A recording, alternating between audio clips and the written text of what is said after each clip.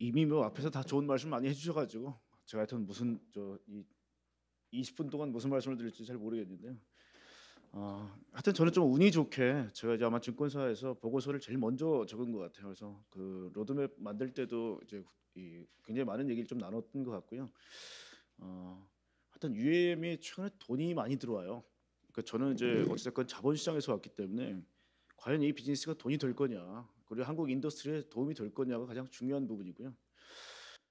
용어는 앞에서 다 말씀을 주셨지만 제가 이제 EV토리라는 게 참 중요할 것 같습니다. 왜냐하면 최근에 이제 대한민국이나 전 세계를 관통하는 아젠다가 친환경하고 디지털 트랜스포메이션입니다. 가장 돈이 많이 몰리기도 하고요. 각국의 재정 정책의 방향도 결국은 친환경하고 디지털 쪽 두 군데로 집중됩니다. 대한민국도 지금 2025년까지 113조라는 돈이 이 두 개로 들어오죠. 그래서 일렉트릭으로 버티컬 테이크오프 랜딩, 즉 수직 이착륙을 한다는 부분이 결국 도심에서 사용할 수 있고 앞으로의 트렌드에 부합하다. 그래서 이 VTOL이란 기체의 특성을 가지고 UAM을 한다라는 게 굉장히 중요한 부분이라고 생각이 되고요. 또 하나는 디지털 트랜스포메이션에서 저는 이제 자동차 출신이지만 자동차에서 자율주행을 구현하는 데 들어가는 모든 코어 테크놀로지, 요소 기술들이 결국은 무인 이동체를 서포트할 겁니다. 뭐 예를 들면 무인 잠수함, 무인 이제 뭐 전차 아니면 뭐 우리 이제 이 자율주행차, 이게 UAM과 결합이 되면 결국은 우리 2035년도 이 로드맵에 있듯이 무인기가 되는 순간서부터 경제성은 폭발합니다. 그래서 이 두 가지 기술이 결부된다는 게 가장 핵심이 될 겁니다. 그리고 뭐 전부 다 이제 어떻게 보면 다 아시는 부분이기 때문에 건너뛰었는데요. 사실 저는 제일 중요하게 생각하는 게 고도를 많이 가지고 있는 유럽 같은 경우는요, 한국처럼 하기 어렵습니다. 그래서 한국이 수출할 수 있습니다. 왜냐면요, 2차원 공간은 이미 기계획되어 있는 도시들을 바꾸기 어려워요. 그렇기 때문에 3차원 공간은 다 오픈이 되어 있습니다. 그래서 사실 메가시티라고 우리 인구 1,000만 명이 넘는 도시들인데 우리가 서울, 경기, 인천 2천만 명이 몰려 살고 있습니다. 한국도 더 이상 도로를 놓기가 어려운 구조고요. 특히 런던이나 파리 가보셨겠지만 도로 놓기 어렵습니다. 결국은 3차원 말고는 방법이 없어요. 그래서 그 말씀 좀 드리고 싶고요. 그 2차원 공간의 한계는 또 역시 너무 느리다 차들이. 이미 도로는 깔려 있지만 더 이상 이 속도가 빨라지지가 않습니다. 그리고 자율주행차가 된다 하더라도요, 물리적 한계 극복하기 어렵습니다. 속도 더 빨리 못 내요. 그 지금 추진하고 있는 모든 자율주행차가 시속 60km에 맞춰져 있죠. 저속주행. 그러니까 결국은 빨라지기 어렵다. 그리고 밀도가 한국도 아직 낮습니다. 물론 서울 같은 경우 굉장히 밀도가 높습니다, 도로가. 그럼에도 불구하고 낮은데 그래도 여기다 투자를 하기에는 너무 돈이 크다. 왜냐? 토지 매입해 줘야죠. 놔야죠. 지하철 건설하는데 1km 구간에 1,300억 듭니다. 어마어마한 돈이 들어가기 때문에 3천 공간이 효율적이다라고 보는 거죠. 그다음에 헬리콥터를 이용하고 싶었던 게 어떻게 보면 우버 콥터였죠. 실제 해 봤더니 너무 소음이 많아서 민원 때문에 결국 사업을 접었어야 됐어요. 결국은 소음이라는 부분이 도심 내에서 서비스하기는 굉장히 중요합니다. 그런데 생각보다 우리 서울이 시끄럽습니다. 낮과 밤의 평균 데시벨이 66, 68이에요. 근데 지금 UAM이 아시겠지만 조비 같은 경우는 최근에 뭐 55 데시벨까지 낮췄죠. 굉장히 조용하다. 헬리콥터는 불가능했지만 결국 이제 이 UAM은 가능하다라는 거고요. SOC 사업 같은 경우는 2009년 기준에 1,300억이었으니까 지금 더 비싸졌을 겁니다 아마. 굉장히 비싸다. 자, 그리고 두 번째는 뭐냐면요. 기술이 만약에 서포트가 안 됐으면 지금 UAM 얘기하는 건 허무맹랑한 얘기입니다. 근데 저는 언제부터 UAM에 계속 이제 압박을 느꼈냐면요. CES를 계속 다니는데 벨이 내놨고 2016년 1월에 갔더니 여러분 잘 아시는 것처럼 이 항이 나왔는데요. 이미 중국 같은 경우는 지금 소형 드론 시장에서 80% 이상을 점하고 있습니다. 이미 이 시장이 중국한테 먹혔어요. 근데 그 중국이 멀티콥터 형태의 이 항을 내놨죠. 그때 사실 다 뒤통수 맞은 것 같았습니다. 왜냐면 언젠간 갈 텐데 이걸 이렇게 빨리 내놓을 줄 몰랐던 거죠. 그해 10월 달에 우버 에어가 발족돼서 일단 발표를 했죠. 아마 에리 릭슨이 나와 가지고 이제 얘기를 했을 텐데 야 이게 결국은 시작되는구나 였기 때문에 사실 기술이 있고 다양한 주체들이 참여하면서 안 할 수가 없게 되는 거고요. 아마 여러분 보시게 되면 이번에 테슬라가 모델 S 프라이드를 내놓으면서 시속 1 그러니까 이 제로 100 제로에서 100km까지 가는데 1.99 초입니다. 지금 내연 기관이 낼 수 없는 토크, 초기 토크가 나와요. 앞으로 이 모터 기술, 배터리도 아까 말씀을 좀 주셨지만 우리 2027년도에 삼성 같은 경우는 전고체 배터리를 상용화하겠다라고 발표를 했는데 만약에 우리가 28년도에 기체가 나온다면 전고체를 적용할 수 있는 기체가 나올 수도 있습니다. 그리고 우리 수소 지금 현대도 그렇고 굉장히 다양한 업체들이 좀 수소 시스템을 좀 개발하고 있는데요. 기술들이 어느 정도 레벨이 올라왔다. 그래서 이것들이 잘 융복합되면 생각보다 괜찮은 기체가 빨리 나올 수 있습니다. 이제 그게 많은 업체들이 참여하는데요. 특히 지금은 헤게모니 싸움이 기존의 항공업체들은 수작업을 대부분 했죠. 굉장히 이 기체를 만드는데 시간도 소요가 많이 됐는데요. 현대자동차가 지금 제일 빠른 공장은 시간당 UPH 그러니까 시간당 자동차 생산 대수가 UPH거든요. 1 시간에 76대가 쏟아져 나옵니다, 자동차는. 대량 생산을 하게 되면 가격을 낮출 수 있습니다. 그래서 모든 자동차 업체, 특히 이제 자본이 있고 기술이 있거나 실력이 있는 업체들은 일제히 다 UAM에 출사표를 던졌다는 걸 기억하셔야 됩니다. 현대만 하고 있는 이상한 짓이 아니라는 겁니다. 그다음에 다양한 주체에 참여했다는 건 이렇게 말씀을 좀 드렸고요. 그다음에 제도와 법. 이거는 이제 우리 나 과장님 말씀을 주셨는데 저희가 제도하고 법은 아마 각 국가 간에 아마 치열한 또 경쟁이 될 겁니다. 특히 네거티브 규제를 하고 있는 미국은 하지 말라는 것 빼고는 다 해도 된다고요. 한국은 하라는 것 빼고는 다 하지 마라이기 때문에 이거는 국가가 용도를 좀 깔아 주셔야 합니다. 이 레드 카펫을 깔아 주셔야 기업들이 나갈 수 있는데 사회적 수용은 뭐 설문조사를 했더니 젊은 친구들은 다 환영. 나이가 좀 있으신 분들은 위험하다. 그래서 시간이 지날수록 유리한 게임이다. 저는 그렇게 봅니다. 사회적 수용은. 자 그리고 대한민국은 참 복 받은 나라인 게 네모 반듯한 재미없는 건물들이 참 많아요. 옥상을 활용할 수 있다. 이게 왜냐면요. 자동차도 승용 사업부와 상용 사업부가 나뉘듯이 로지스틱스 분야에서는요. 개별 드론이 개별 이 물품들을 나르릴 수가 없습니다. 왜냐하면 하늘이 아마 까매질 거예요 그러면. 여러분 지금 우리 뭐 배달의 민족에서 도시락을 시켜 드신다든지 쿠팡에 주문했던 그 개별 물건 하나하나가 전부 다 작은 드론으로 배송된다면 하늘은 까맣게 뒤덮일 겁니다. 결국은 페이로드가 어느 정도 있는 UAM이 아파트 옥상에 물건을 내려놓고 아파트에서 제가 보기에는 아파트형 로봇이 각 배달을 하는 분명히 그런 쪽이 올 거라고 보는 거고요. 지금은 이착륙할 때 아직까지는 아무래도 수직 이착륙이지만 어느 정도의 공간을 요합니다. 왜냐하면 충돌할 때 조금씩 비껴 나가는 부분도 있고요. 그래서 굉장히 많은 스페이스가 좀 필요하기 때문에 미국 같은 경우는 지금 대형 몰의 주차장 옥상을 활용할 생각입니다. 그래서 굉장히 넓은 빌딩이 필요하다 지금은. 근데 그럼에도 불구하고 도심 내에서 쓰려면 넓은 스페이스가 필요한데 한국은 옥상에 이미 헬리패드가 다 있다는 거죠. 그죠? 그래서 한국은 좀 유리한 부분이 있다라는 거고요. 결국 아까 말씀드렸지만 이양이 먼저 출사표를 던졌고 우버가 지금 디펜스를 하면서부터 이 인더스트리가 시작됐다라고 보여지는 게 맞고요. 얘들이 안 나왔었으면 우리가 이렇게 급하게 할 필요도 없습니다. 결국은 우리가 너무 주도권을 뺏기게 되면 너무 시간의 인터벌이 길어지게 되면 자동차처럼 따라가기 어렵습니다. 100여 년 된 자동차를 따라가기 위해서 우리가 정말 60년대 후반서부터 굉장히 고생했거든요. 지금 저희가 빨리 결정 내린 건 정말 잘한 겁니다. 자 그래서 많은 업체들이 뛰어들었다. 이건 우버가 결국 결정했죠. 내가 이런 스펙에 맞춘 업체들은 다 뛰어들어라 했는데 300개 업체 중에 당시 이제 8개 정도를 압축을 했습니다. 자 오로라가 아무래도 이제 합쳐지면서 한 개 업체가 줄었고요. 그래서 우버가 이 정도 규정이 되는 업체들은 들어와라는데 다행히 현대의 신재원 박사님과 워낙 이 관계가 있고 또 우버에서 만들었던 기체를 현대자동차가 생산하는 겁니다. 현대가 디자인하고 다 하는 게 아닙니다. 그래서 현대가 처음부터 낄 수 있었던 이유는 나사와 우버의 협력 관계가 있었던 아이템들이 현대로 넘어오는 거예요. 그래서 현대가 들어간 거고요. 카렘 에어크래프트 말씀하셨던 한화의 오버에어의 모회사죠. 군용기를 만들던 카렘 에어크래프트가 들어가 있습니다. 그래서 우버에 원래 포함되어 있는 업체가 한국이 2개나 인벌브 됐다는 건 상당히 고무적입니다. 근데 물론 이제 이게 조비 에비에이션에 매각이 되면서 그다음부터 이 관계가 조금 이제 삐걱거리기 시작했지만 그럼에도 불구하고 초창기에 한국과 관계를 맺은 2개 업체가 우버와 연을 맺고 있다는 건 상당히 고무적이다라는 말씀을 드리고요. 유의미 지는 메리트가 굉장히 많죠. 뭐 시간 관계상 일단은 뭐 하나씩 빨리 좀 넘어가 보겠습니다. 막히는 도로 결국 3차원 공간을 회피할 수 있습니다. 결국 도심 한복판에서 수서역까지 5분. 이번에 한화가 이번에 말씀하셨던 거죠. 굉장히 빨리 갈 수 있습니다. 그리고 뭐 저희가 옛날 대관령이라든 한계령을 넘어갈 때는 꼬불꼬불 가 있지만 그 다이렉트로 가게 되면 굉장히 적어도 이 거리가 줄어들죠. 그리고 인천공항 뭐 서울의 11배 크기인데요. 여의도에 여의도에 있는 지금 이제 LG 트윈타워 서관동간에 지금 헬리패드가 포트가 있거든요. 서관동간에 있는데 굉장히 보면 작잖아요. 그죠? 이게 UAM이 아무것도 아닌 것처럼 말씀하셨지만 이게 도심 한복판에서 왔다 갔다 할 수 있는 건 대단한 겁니다.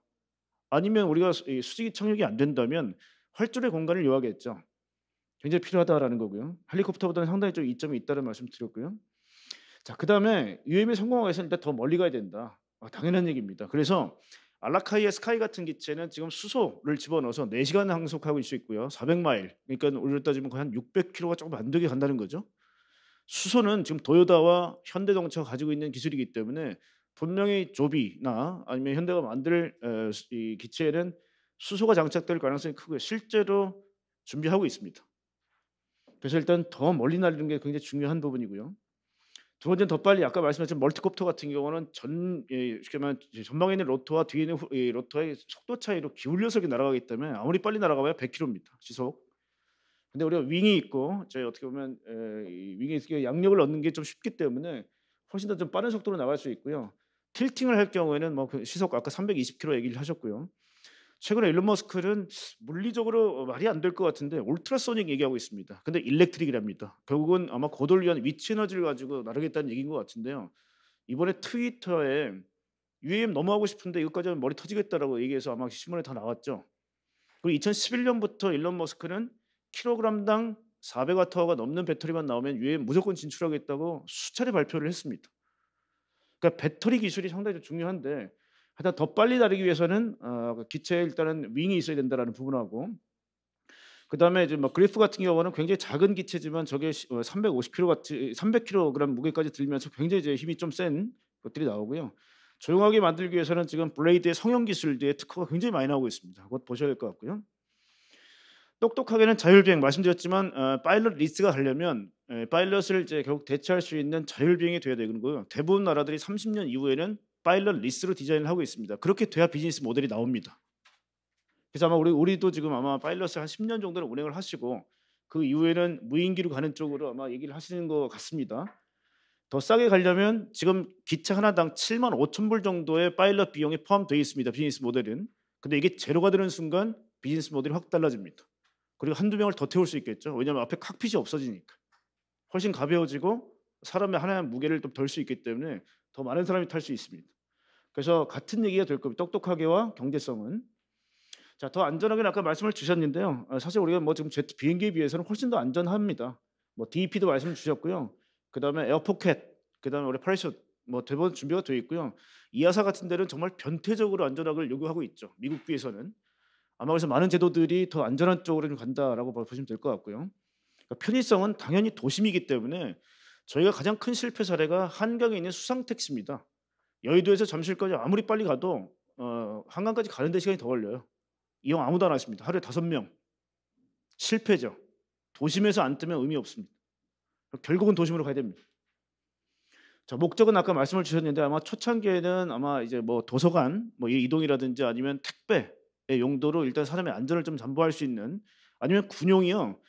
군인들은 특히 공군 같은 경우는 위험에 대해서 대비가 돼 있는 자원들이기 때문에 사실 아까도 이 가망 인증이 좀 편하다고 말씀 주셨는데요. 공군이 그래서 먼저 가는 거죠. 미국의 에질리티 프라임 같은 이 프로젝트가 야 우리 공군은 다 훈련이 돼 있고 낙하산을 뛰어내릴 수도 있기 때문에 우리 공군한테 먼저 줘라. 우리가 다 사줄게. 이게 에질리티 프라임입니다. 그래서 공군이 먼저 가는 것도 괜찮습니다. 자, 그래서 뭐 구분은 아까 말씀 주셨고요. 자, 이거는 아까 얘기 드린 것처럼 친환경의 아젠다가 자동차가 똑같습니다. 우리가 터보 젯 엔진을 쓰고 있는데 지금 전체 CO2 배출량의 교통 수단 중에 16%가 항공기로부터 비롯됩니다. 항공 인더스트리도 친환경으로 가라 이거죠. 그러니까 모터와 배터리를 사용하는 전기 비행기로 가는 겁니다. 자, 그리고 그 하이브리드도 역시 마찬가지죠. 우리 자동차도 똑같죠. 엔진, 도요타가 만든 하이브리드, 그다음에 전기차, 수소차 방향 똑같습니다. 결국은 이런 기반 기술들이 있기 때문에 이쪽으로 그렇게 간다고 보시면 될 것 같고요. DEP는 아까 말씀드렸지만 이걸 한 주체가 조비라는 걸 우리 명심해야 됩니다. 조비가 나사하고 같이 계획하고 있다가 도요타에 7,500억 정도의 돈이 들어갔죠. 도요타가 들어오면서 TPS, 우리 도요타 생산 방식으로 만들어줄게. 그리고 많은 투자가 들어왔고 나사가 들어왔죠 여기. 그 다음에 미 공군이 들어왔습니다. 그러니까 조비는 지금 혼자 싸우고 있는 게임이 아닙니다. 지금 제가 생각하기에는 지금 UAM 계통에서 테슬라가 될 가능성이 굉장히 큰 게 조비입니다. 우리 현대자동차나 하나는 이 조비를 제가 보기에는 이 타겟으로 해서 싸워야 됩니다. 왜냐하면 얘들이 DEP의 어떻게 원조기 때문에 그렇죠. 모터도 최근에 아시겠지만 초전도, 상온 초전도가 계속 개발되고 있고요. 아마 최근에 한국도 지금 이제 얘기하는 게 UAM 쪽에 초전도 모터를 넣는 방법을 고민하고 있다라고 아마 기사를 보셨을 겁니다. 그리고 또 하나가 테슬라가 아까 얘기했지만 카본 슬리브라는 게 어떤 거냐면요. 지금은 구리건선을 감아서 굉장히 저항이 일단은 한계가 있는데요. 초전도를 감게 되면 저항이 한 2배 정도가 낮아집니다. 근데 그게 원래 열팽창이 달랐기 때문에 만들기 힘들었는데 독일에 있는 테슬라의 자회사가 성공시켜 버렸습니다, 그거를. 그러니까 3초대 제로백이 1.9초대까지 당겨진 거죠. 모터가 굉장히 빠른 속도로 진화하고 있고 이것 때문에 네오디뮴이라든지 히토류에 대한 자원 전쟁도 나타나고 있는 겁니다. 그래서 모터가 굉장히 강해지고 있다라는 거고요. 그래서 좀 지멘스도 마찬가지고 뭐 한일도 마찬가지고 굉장히 많은 업체들 특히 이제 지멘스 같은 경우는 이 모터 사업부를 롤스로이스에 넘겼죠. 그래서 그런 부분들도 지금 최근에 모터가 계속 개량되고 있고요. 그다음 ESG 같은 경우도 마찬가지고 비행기죠. 이건 뭐 아까 말씀 주셨기 때문에 건너뛰겠습니다. 뭐 이 블레이드도 역시 소음 회피 쪽으로 가고 있는 거고요. 말씀하신 것처럼 이제 로터라든지 틸트 로터 아니면 덕트 방식이 잘 일장일단이 있는데 아마 맞춰서 개량될 거라 좀 보여지고요. 시간이 너무 없어가지고 그 센서 모듈이나 배터리 마찬가지. 배터리는 지금 테슬라 모델 S에 들어가는 게 한 540kg 됩니다. 처음에 700kg이 넘었거든요. 그러니까 지금 볼로콥터는 기체 자체가 테슬라의 배터리 팩보다도 가볍습니다. 이렇게 만들어야 되기 때문에 소재가 얼마나 중요한지는 아실 수 있는 부분이고요. 말씀드린 것처럼 전고체 배터리가 나오는 시기하고 한국에서 이제 UAM이 나오는 시기가 거의 일치하고 있기 때문에 아주 한국이 운이 좋다면 전고체를 먼저 탑승한 UAM이 제일 먼저 나오는 국가가 될 수도 있다라는 생각이 좀 들어서 말씀을 드리고요. 소재는 저도 포스코라든지 많은 소재 기업들하고 얘기를 하고 있습니다만 우리가 이 듀랄루민이라든지 아니면 이제 카본 파이버라든지 이런 것들을 많이 일단 좀 이제 해야 될 것 같고요. 이게 직조가 이 카본이라는 어떤 섬유를 계속 제가 날줄실처럼 엮어야 되는 거기 때문에 굉장히 이 손도 많이 가고 기계가 많이 들어갑니다. 그러니까 독일 같은 경우는 실제 원조를 기계에다 줍니다. 그래서 BMW 같은 경우는 카본을 굉장히 좀 싸게 만들 수 있는 게 국가가 그렇게 서포트를 하고 있죠. 그러니까 저희가 이 소재 기술은 굉장히 좀 중요하다. 그래서 소재에도 많은 이제 부분들을 우리가 좀 고민을 해야 된다는 거고요. 말씀하신 AFS라는 UTM 아까 이제 나와 전에 말씀하셨기 때문에 이건 건너뛰겠고요. 역시 위성도 굉장히 중요합니다. 왜냐하면 지상에서는 5G라든지 LTE라든지 앞으로 포스 5G, 6G가 붙잡아 주고요. 위에서는 위성이 젖은 리던던스가 있어야 안전을 담보할 수 있습니다. 굉장히 중요한 부분이라서 한국의 위성 체계와 UAM은 같이 간다라고 봐야 되는 거고요. 그다음에 제일 중요한 건 사이버 어택이죠. 만약에 이 파일럿리스트인데 이게 만약 사이버 어택이 되면 안 되기 때문에 지금 블록체인을 가지고 결국 이 사이버 어택을 방지하는 시스템들도 고민을 하고 있습니다, 다들. 자, 이거는 우리 건설이라든지 해외 건설 쪽에 많이 나갈 수 있는 방법이 되겠죠. 버티퍼트나 아니면 우리 볼로콥터 같은 경우는 이제 볼로포트라고 이름을 지었고요. 그다음에 이제 이 우버 같은 경우는 스카이포트라고 이름을 지었는데요. 실제로 많은 디자이너들한테 공고를 해서 공모전을 해서 많은 디자인들을 확보하고 있는 과정이기도 합니다. 보시는 것처럼 모래 옥상들을 많이 이용하고 있음을 알 수 있죠. 그래서 한국도 마찬가지인데요. 아마 이 비즈니스가 처음에는 아마 김포공항에 저도 공항공사 분들하고 만나서 얘기를 좀 나눴는데요. 하여튼 뭐 들어가서 많은 비즈니스 모델이 될 수도 있습니다. 어떤 때는 독립적으로 몇 대의 UA에만 기착할 수 있는 버티버티가 되겠지만 어떤 데는 아마 고속버스 터미널처럼 굉장히 커지고 여기에 어떻게 보면 멀티모달 모든 모빌리티 시스템이 통합되는 그래서 굉장히 어떻게 보면 활성화되는 건물이 될 수도 있을 겁니다. 그러니까 실제로 나사에서 얘기했던 거 보시면 건물에 이렇게 다 들어와야 나중에 저 도시명이 된다 이렇게 얘기하는 거 보면 어느 시점에는 우리가 이 위에 있는 헬리패드를 다 이용하는 시대가 올 거라고는 저는 봅니다. 아직까지는 좀 위험하기 때문에 또 많이 보강이 좀 필요하겠죠. 현대자동차가 얘기하는 거는 뭐 결국 이제 S링크, S허브 그다음에 이제 이 SA1 이 통합되는 이런 이제 이 어떻게 보면 스마트 시티의 핵심인 셀들을 만들겠다고 얘기를 했죠. 그래서 실제로 이렇게 막 얘기를 하고 있고요. 현대자동차 같은 경우는 지금 자동차 50% 그다음에 UAM 30% 로보틱스 20%라는 이미 청사진을 발표를 했습니다. 이미 현대기아자동차를 합쳤을 때 160조, 170조가 넘는 매출을 50%까지 낮춘다는 거는 자동차를 줄이겠다는 얘기 아닙니다. UAM을 거기 맞췄을 때 60%까지는 만들겠다는 거예요, 지금. 어마어마하게 크게 보고 있다는 겁니다, 비즈니스를. 자, 그래서 이런 부분이 있고요. 그래서 제가 아까 했지만 우리 한국이 참 복받은 나라라는 게 이 위에 보십시오. 전부 다 이제 헬리콥터가 내릴 수 있는 헬리패드거든요. 지금 당장은 뭐 내리게 되면 굉장히 위험합니다마는 나중에 여기다가 이제 에어 댐핑 기능이 돼 있는 것들을 좀 설치를 해서 굉장히 좀 넓은 몇 군데는 활용할 수 있지 않겠느냐. 지금 헬리포트 같은 경우는 지금 서울에 10 개밖에 없습니다. 대부분 다 헬리패드죠. 네, 헬리패드를 헬리포트까지 만드는 작업들이 앞으로 아마 이 진단을 통해서 아마 하지 않을까라고 좀 생각이 되고요. 자, 규제는 나과장님 다 풀어 주실 거잖아요. 그죠? 예. 하고요. 300 개가 넘는 업체가 있습니다. 지금 이 자율주행 전기차도요. 중국에 지금 출사표를 던지는 데만 480 개가 넘습니다. 걔들 다 못 삽니다. 대신에 걱정과 고민은 뭐냐면요. 480 개가 넘는 업체에 다 엔지니어 있을 거고 고민들 하고 있을 겁니다. 그 기술은요 어디 안 갑니다. 중국이라는 나라에서 수령합니다. 아마 굉장히 커지는 지금 리오 샤오펑 리상 같은 3대장이 이 기술 다 빨아들이고 있죠. 한국에 필요한 얘기는 결국 많은 업체들이 뛰어들어서 거기 있는 핵심 엔지니어들이 몰려야 됩니다. 인재는 어디 안 갑니다. 그러니까 저희가 지금 출사표를 잘 던진 게 뭐냐면 한국에도 수많은 UAM 담당 엔지니어들하고 꿈을 꾸는 청년들이 뛰어들어야 됩니다. 여기. 미국에서 지금 트랜스포트 업이라는 데는 매번 기체가 나올 때마다 등록이 돼서 이미 300개가 넘습니다. 지금.